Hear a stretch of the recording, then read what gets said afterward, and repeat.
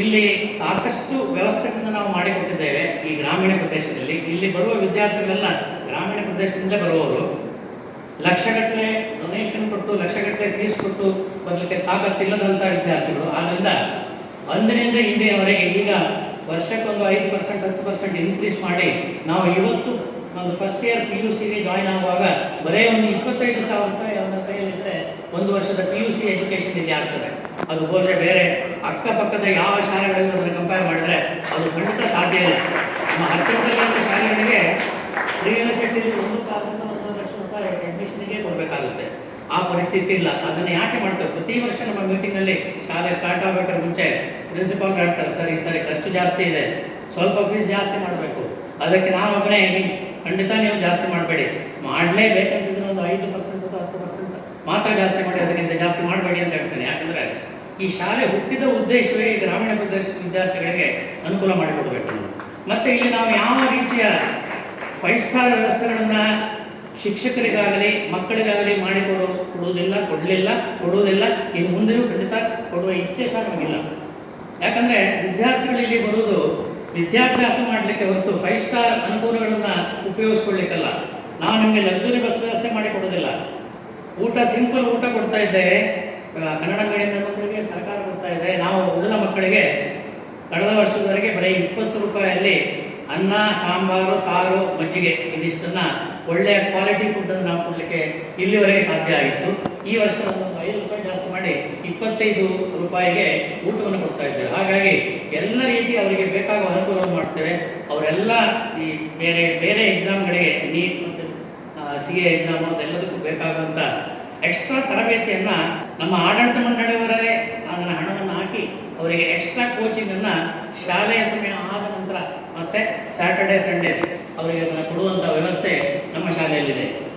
ಇನ್ನು ಈ ನಮ್ಮ ಅಮೃತ ಮಹೋತ್ಸವ ವರ್ಷದಲ್ಲಿ ನಮ್ಮ ಶಾಲೆಯ ಹಳೆಯ ವಿದ್ಯಾರ್ಥಿಗಳಾದ ಬನ್ನಾಡಿ ನಾರಾಯಣಾಚಾರ್ಯ ಅವರು ಅವರ ಗುರುಗಳಾದ ನಮ್ಮ ಶಾಲೆಯಲ್ಲೇ ತುಂಬ ವರ್ಷ ಪ್ರಿನ್ಸಿಪಾಲ್ರಾಗಿ ಟೀಚರಾಗಿ ಪ್ರಿನ್ಸಿಪಾಲ್ರಾಗಿ ಇದ್ದಿದ್ದ ಶ್ರೀಯುತ ರಾಮಚಂದ್ರ ಹುಡುಗರು ಅವರ ನೆನಪಿಗಾಗಿ ಒಂದು 55 ಲಕ್ಷ ರೂಪಾಯಿಯ ಡೊನೇಷನ್ನಲ್ಲಿ ಒಂದು ಅವರ ಸ್ಮಾರಕವಾಗಿ ಒಂದು ಟೆಕ್ನಾಲಜಿ ಸೆಂಟರ್ನನ್ನು ಈ ನಮ್ಮ ಗರ್ಲ್ಸ್ ಹೈಸ್ಕೂಲ್ನ ಮಾಡಿ ಮೇಲೆ ಫಸ್ಟ್ ಫ್ಲೋರ್ನಲ್ಲಿದೆ. ಅದನ್ನು ಮಾಡಿಕೊಟ್ಟಿದ್ದಾರೆ. That is fully equipped.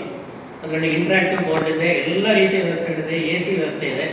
ಅದನ್ನು ಬಹುಶಃ ನಾವು ನಾರಾಯಣಾಚಾರ್ಯ ಪೂರ್ತಿ ಗೊತ್ತುಂಟೋ ಇಲ್ವೋ, 100ಕ್ಕೆ 100 ಅಲ್ಲದಿದ್ದರೂ, ಯಾಕಂದರೆ ಒಂದೇ ಸಾರಿಗೆ 2 ವರ್ಷದಲ್ಲಿ ಅದನ್ನು 100ಕ್ಕೆ 100 ಉಪಯೋಗಿಸಲಿಕ್ಕೆ ಸಾಧ್ಯ ಆಗಲಿಲ್ಲ. ಆದರೆ ಒಂದು ಮೋರ್ ದೆನ್ 75% ಅದನ್ನು ಪೂರ್ತಿಯಾಗಿ ನಮ್ಮ ಮಕ್ಕಳಿಗೆ ಅಥವಾ ಹೊರಗಿಂದ ನಾವು ಲೆಕ್ಚರ್ಸ್ ಅರೇಂಜ್ ಮಾಡ್ತೇವೆ, ಅದರಲ್ಲಿ ಅದನ್ನು 75% ಅಷ್ಟಾದರೂ ಉಪಯೋಗ ಮಾಡ್ತಾ ಇದ್ದೇವೆ ಅಂತ ಹೇಳಲಿಕ್ಕೆ ಭಾಳ ಸಂತೋಷ ಪಡ್ತಾ ಇದ್ದೇನೆ.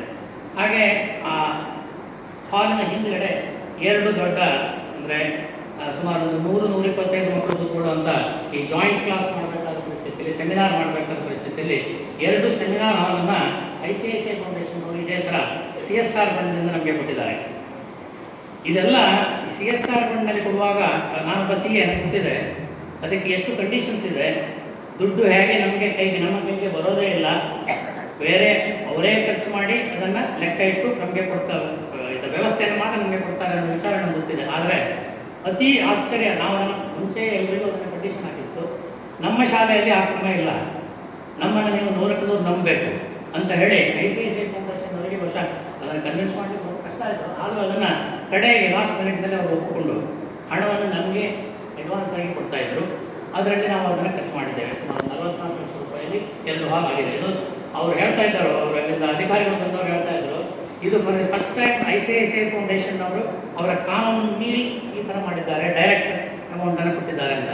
ಅದೇ ರೀತಿಯಲ್ಲಿ ಕೆನರಾ ಬ್ಯಾಂಕ್ ನಮಗೆ 15,000 ರೂಪಾಯಿ, 15 ಲಕ್ಷ ರೂಪಾಯಿ ನಮ್ಮ ಒಂದು ಕ್ಲಾಸ್ ರೂಮ್ಗೆ ಇದೇ ರೀತಿಯಲ್ಲಿ CSR ಫಂಡಿಂದ ನಮಗೆ ಕೊಟ್ಟಿದ್ದಾರೆ. ನಮ್ಮನ್ನು ನಂಬಿ ಕರ್ನಾಟಕ ಬ್ಯಾಂಕು 15 ಲಕ್ಷ ರೂಪಾಯಿ ಅದೇ ರೀತಿಯಲ್ಲಿ ನಮಗೆ ಕೊಟ್ಟಿದೆ. ಈಗ ಈ ಸೋಲಾರ್ ಪ್ರಾಜೆಕ್ಟನ್ನು ಬಹುಶಃ ನಮಗೆ ನಿಂತು ಮಾಡಿಸಲಿಕ್ಕೆ ಸಾಧ್ಯ ಇಲ್ಲ, ಅದು ಎಕ್ಸ್ಪರ್ಟ್ಸ್ ಬರಬೇಕು. ಆದ್ದರಿಂದ ಅದನ್ನು ಆ ಏಜೆನ್ಸಿಯ ಮುಖಾಂತರ ಮಾಡಿಸಿದ್ದಾರೆ. ಇದೆಲ್ಲದಕ್ಕೂ ಅವರಿಗೆ ಅನಂತ ಕೃತಜ್ಞತೆಯನ್ನು ಅರ್ಪಿಸುತ್ತಾ, ನಮ್ಮ ಈ ಶಾಲೆಗೆ ಈಗಾಗಲೇ ಹೇಳಿದರು, ಇಲ್ಲಿ ಶಿಕ್ಷಣ ಮತ್ತು ಶಿಸ್ತು ಅದೆರಡಕ್ಕೆ ಮಾತ್ರ ನಾವು 75 ವರ್ಷದಿಂದ ಅದಕ್ಕೆ ಇಂಪಾರ್ಟೆನ್ಸ್ ಕೊಡ್ತಾ ಬಂದಿರೋದು. ಅದು ಇವತ್ತಿಗೂ ಅದನ್ನು ಅದರ ಪ್ರತಿಫಲವನ್ನು ಈ ಊರಿನ ಜನರು ಹಾಗೆ ನಾವು ಅದನ್ನು ಅನುಭವಿಸ್ತಾ ಇದ್ದೇವೆ. ಇದು ಇನ್ನು ಮುಂದೆಯೂ 100 ವರ್ಷ ಇದು ಹೀಗೆ ಮುಂದುವರಿಯುತ್ತದೆ ಅನ್ನುವ ಧೈರ್ಯ ನನಗಿದೆ. ಆಗಲೇ ನಾನು ಅವರಿಗೆ ಹೇಳಿದೆ, ಈ ಶಾಲೆಯಲ್ಲಿ ಒಂದು ಹೆರಿಟೇಜ್ ಇದೆ. ಶಾಲೆಯಲ್ಲಿ ಅಧ್ಯಾಪಕರಾಗಿ ಪ್ರಾಧ್ಯಾಪಕರಾಗಿ ಆಮೇಲೆ ಅವರು ಕೂಡಲೇ ಆಡಳಿತ ಮಂಡಳಿ ಬರ್ತಾರೆ. ಸೊ ಈ ಆಡಳಿತ ಮಂಡಳಿಯಲ್ಲಿ ಇರುವವರೆಲ್ಲ ಒಂದು ಕಾಲದಲ್ಲಿ ಇಲ್ಲಿ ರಿಟೈರ್ ಆದ ಟೀಚರ್ಸು ಮತ್ತು ಪ್ರಾಂಶುಪಾಲರಾಗಿದ್ದರು. ಬಹುಶಃ ಅವ್ರದ್ದೆಲ್ಲ ಕಾಲ ಆದಮೇಲೆ ಇನ್ನೊಂದು ಪರಿವರ್ತನೆ ಆಗಿ ಈ ಶಾಲೆಯಲ್ಲಿ ಕಲಿತ ಹಳೆ ವಿದ್ಯಾರ್ಥಿಗಳೆಲ್ಲ ಆ ಪ್ಲೇಸಿಗೆ ಬಂದರು. ಈಗ ಪ್ರಸ್ತುತ ನಮ್ಮ ಆಡಳಿತ ಮಂಡಳಿಯಲ್ಲಿ ಬಹುಶಃ ಒಬ್ಬರನ್ನು ಬಿಟ್ಟರೆ 99% ಅಲ್ಲಿ ಇರುವ ಎಲ್ಲ ಸದಸ್ಯರು ನಮ್ಮ ಶಾಲೆಯ ಹಳೆ ವಿದ್ಯಾರ್ಥಿಗಳು. ಬಹುಶಃ ಎಲ್ಲ ಹಳೆ ವಿದ್ಯಾರ್ಥಿಗಳಿಂದೇ ನಡೆಸಲ್ಪಡುವಂಥ ಈ ಸ್ಕೂಲು ಬಹುಶಃ ಇಷ್ಟು ಒಳ್ಳೆ ಆಡಳಿತ ಅಂತ ನಾನೇ ಹೇಳ್ಕೊಂಡ್ರೆ ಜಾಸ್ತಿ ಆಗ್ತದೆ. ನೀವೆಲ್ಲ ಹೇಳ್ತಾ ಇದ್ದೀರಲ್ಲ, ಅದಕ್ಕೋಸ್ಕರ ಅದನ್ನು ಪುನಃ ಹೇಳ್ತಾ ಇದ್ದೇನೆ. ಈ ಒಳ್ಳೆಯ ಆಡಳಿತ ಕೊಡಲಿಕ್ಕೆ ಸಾಧ್ಯ ಆಯಿತು. ಯಾಕಂದರೆ ನಮಗೆ ಯಾರಿಗೂ ಇದರಲ್ಲಿ ಒಂದು ಬೆನಿಫಿಟ್ ನಮಗೆ ಬೇಕನ್ನುವಂಥದ್ದಿಲ್ಲ. ನಮ್ಮ ಎಲ್ಲ ಕೆಲಸ ಕಾರ್ಯಗಳನ್ನು ಬಿಟ್ಟು ಆದಷ್ಟು ಜಾಸ್ತಿ ನಮ್ಮ ಸಮಯವನ್ನು ಇಲ್ಲಿ ವ್ಯಯ ಮಾಡಿ ಶಾಲೆ ಇನ್ನೂ ಹೆಚ್ಚಿನ ರೀತಿಯಲ್ಲಿ ಬೆಳೆಯಬೇಕು ಅನ್ನುವ ವಿಚಾರವನ್ನು ನಾವು ಗ್ರಹಿಸ್ತಾ ಇದ್ದೇವೆ. ಆದರೂ ಇತ್ತೀಚಿನ ವರ್ಷಗಳಲ್ಲಿ ಶಾಲೆಯನ್ನು ನಡೆಸುವುದು ತುಂಬ ಕಷ್ಟವಾಗಿ ಪರಿಗಣಿಸ್ತಾ ಇದೆ. ಯಾಕಂದರೆ ಈಗಾಗಲೇ ನಾವು ಹೇಳಿದಾಗೆ ಕನ್ನಡ ಮೀಡಿಯಮಿನ 2 ಸ್ಕೂಲು, ಬಾಯ್ಸ್ ಹೈಸ್ಕೂಲ್ ಮತ್ತು ಇಂಗ್ಲೀಷ್ ಮೀಡಿಯಂ, ಅದು ಗರ್ಲ್ಸ್ ಹೈಸ್ಕೂಲ್ 2 ಏಡೆಡ್ ಸ್ಕೂಲ್ಸ್. ಅಲ್ಲಿ ಟೀಚರ್ಸನ್ನು ಸರ್ಕಾರವೇ ಅಪಾಯಿಂಟ್ ಮಾಡಿ ಅವರೇ ಸಂಬಳ ಕೊಡ್ತಾ ಇದ್ದಾರೆ. ಇದು ತುಂಬ ಹಿಂದಿನ ಮಾತು. ಏಡೆಡ್ ಸ್ಕೂಲ್ ಅನ್ನುವ ಶಬ್ದ ಹಾಗೆ ಉಳಿದಿದೆ. ಆದರೆ ಇವತ್ತು ನಮ್ಮ ಶಾಲೆಯಲ್ಲಿ ಈಗಾಗಲೇ ಸುಮಾರು ಒಂದು 110-120 ಸಿಬ್ಬಂದಿ ವರ್ಗದವರು ಇದ್ದಾರೆ. ಅದರಲ್ಲಿ ಏಡೆಡ್ ಟೀಚರ್ಸ್ ಇರೋದು ವರ್ಷ 30-32 ಜನರು ಮಾತ್ರ. ಉಳಿದ ಇವತ್ತಂದರೆ ಮೋರ್ ದೆನ್ 80% ಟೀಚರ್ಸ್ ನಮ್ಮ ಮ್ಯಾನೇಜ್ಮೆಂಟಿನ ಸ್ಯಾಲರಿಯಿಂದ ಇರುವರು. ನಿಮಗೆ ಗೊತ್ತಿದೆ, ನಾವು ಟೀಚರ್ಸ್ ಪೋಸ್ಟಿಗೆ ಕಾಲ್ ಫಾರ್ ಮಾಡಿ ಅವರಿಗೆ ಪೋಸ್ಟ್ ಕೊಡುವಾಗ ಅವರು ಸೆಲೆಕ್ಟ್ ಆಗಬೇಕಾದ ಮುಂಚೆ ಅವರು ಕೇಳೋ ಪ್ರಥಮ ಪ್ರಶ್ನೆ ಸಂಬಳ ಎಷ್ಟು ಕೊಡ್ತೀರಿ ಅಂತ. ಹಾಗಾಗಿ ನಾವು ಬೇರೆ ಕಡೆಯಲ್ಲಿ ಇರುವಷ್ಟು ಅಥವಾ ಏಡೆಡ್ ಸ್ಕೂಲ್ನ ಟೀಚರ್ಸಿಗೆ ಸಿಗುವ ಇಂಥ ತುಂಬ ಕಡಿಮೆ ಸ್ಯಾಲರಿಯನ್ನು ಕೊಡಲಿಕ್ಕೆ ಆಗೋದಿಲ್ಲ. ಆದಷ್ಟು ಮೋರ್ ದೆನ್ 75-80% ಏಡೆಡ್ ಟೀಚರ್ಸಿಗೆ ಗೌರ್ಮೆಂಟಿನ ಸಹಾಯ ಏನು ಸಿಗ್ತದೆ ಅದರಷ್ಟೇ ನಾವು ಕೊಡ್ತಾ ಇದ್ದೇವೆ. ಇದನ್ನೆಲ್ಲ ನಾವು ಒಟ್ಟಿಗೆ ಸೇರಿಸಿ ನೋಡುವಾಗ ಬಹುಶಃ ನಾವು ತಗೊಳ್ಳುವ ಫೀಸು ಅಲ್ಲಿಂದಲ್ಲಿಗೆ ಆಗುವಷ್ಟು ಲೆಕ್ಕ ಮಾಡಿ ಅಷ್ಟಕ್ಕೆ ಮಾತ್ರ ತಗೊಳ್ತಾ ಇದ್ದೇವೆ. ಅದರಲ್ಲಿ ಒಂದು 5 ಲಕ್ಷ ರೂಪಾಯಿ ನಾವು ಉಳಿತಾಯ ಮಾಡ್ತಾ ಇದ್ದೇವೆ. ಯಾಕಂದರೆ ಒಂದು ಸಂಸ್ಥೆ ಅಂತಾದ ಮೇಲೆ ಒಂದು ಗಂಟು ಇಡಬೇಕು, ಅದರಲ್ಲಿ ಕಾರ್ಪಸ್ ಇಡಬೇಕು. ಆ ಕಾರ್ಪಸ್ನ ಬೆಳೆಸಲಿಕ್ಕೋಸ್ಕರ ವರ್ಷಕ್ಕೆ ಬರೀ ಒಂದು 5 ಲಕ್ಷ ರೂಪಾಯಿಯನ್ನು ಫಿಕ್ಸ್ಡ್ ಡಿಪಾಸಿಟ್ ಮಾಡಿ ನಮಗೆ ಕಾರ್ಪಸ್ ಅಂತ ಅದನ್ನು ಏನೂ ನಾವು ಮುಟ್ಟುವುದಿಲ್ಲ. ಇನ್ನು ಅತಿ ಅಗತ್ಯ ಇದ್ದರೆ ಮಾತ್ರ ಅದನ್ನು ತೆಗೆಯುವಂಥದ್ದು. ಕಾರ್ಪಸ್ ಫಂಡನ್ನು ಈಗ ಡೆವಲಪ್ ಮಾಡಿ ನನ್ನ ಪ್ರಕಾರ ಇವತ್ತು ಒಂದು 2 ಕೋಟಿ ಹಾಗೆ ಕಾರ್ಪಸ್ ಡೆವಲಪ್ ಆಗಿದೆ.